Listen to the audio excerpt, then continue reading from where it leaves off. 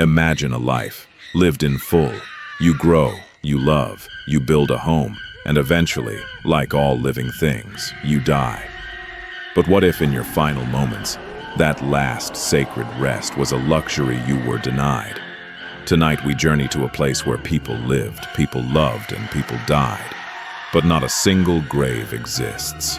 There are no crumbling headstones, no rusted iron gates of a cemetery, and no names etched in stone to prove that anyone ever walked these lonely streets.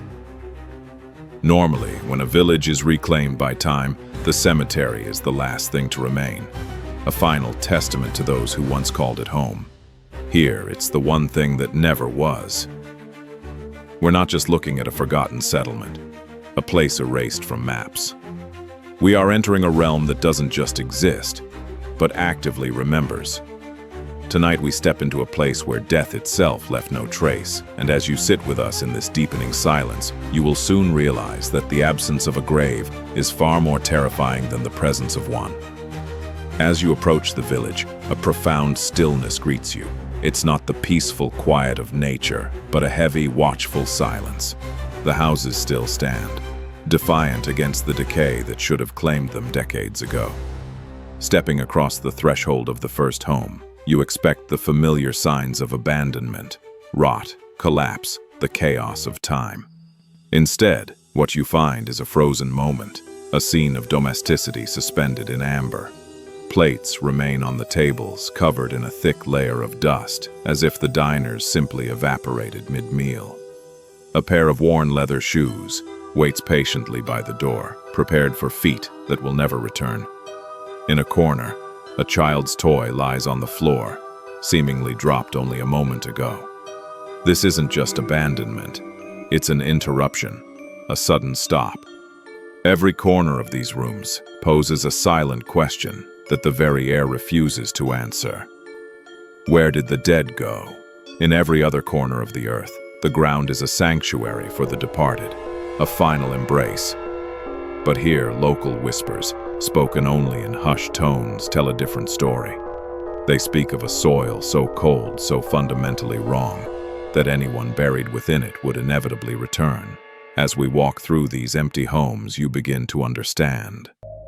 You are not just exploring an empty village, you are an intruder in a house where the owners are gone, but their presence is a tangible weight you can feel on your skin. A cold pressure in the air around you.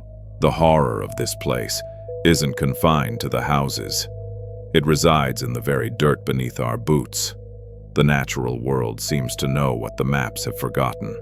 Local folklore claims that animals have long avoided this specific patch of land, sensing a deep-seated sickness that no human eye could see.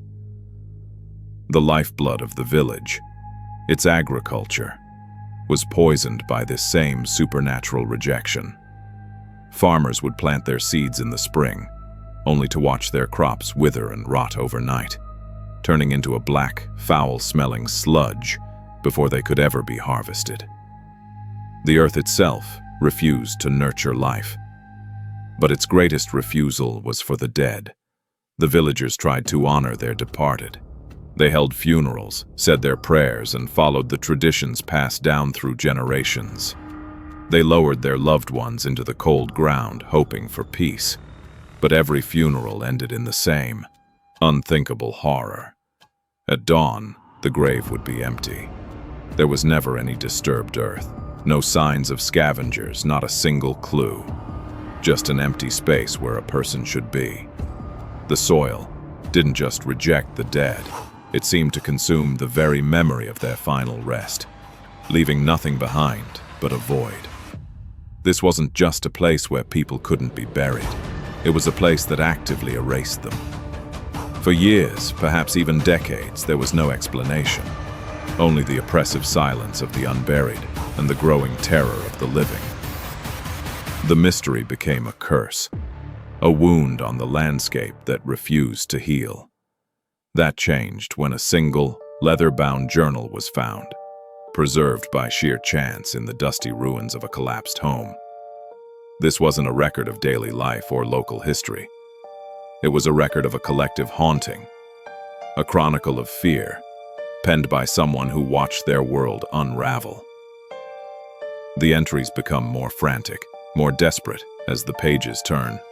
The writer details the failed burials, the strange sickness of the land, and the growing sense that they were not alone, that something was watching from the periphery of their lives. And then the final entry. The handwriting is jagged, a scrawl that seems to vibrate with pure, unadulterated fear.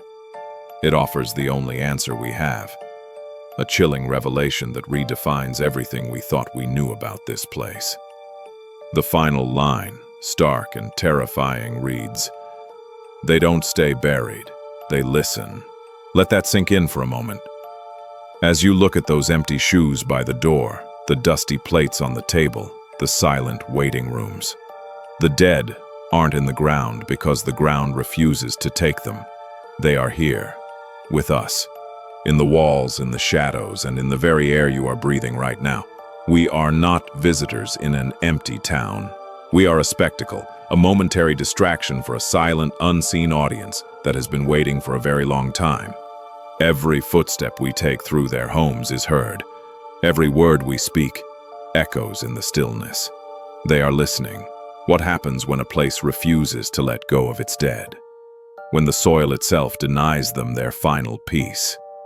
This village is like a theater where the play has long ended, but the actors refuse to leave the stage. The lights are down, the audience is gone, and the script has been discarded. But if you stand in the darkness long enough, you can still feel them breathing in the wings, waiting for a cue that will never come. The dead are not resting here. They are residing. Their stories aren't buried 6 feet under. They are woven into the fabric of the place itself. The wind whistling through the cracked window panes sounds like a whisper. The creak of a floorboard under your weight feels like a response. The very silence is an entity, a presence that observes your every move. It's a chilling thought that the boundary between our world and the next might not be a spiritual veil but physical ground, and that in some places, that ground is impenetrable. This isn't just about ghosts or hauntings in the traditional sense. It's about a fundamental law of nature being broken, about the dead being denied their chapter's end and instead becoming a permanent, silent part of the scenery. We came here looking for a cemetery, a place of endings, but we found something far worse. A place of perpetual waiting.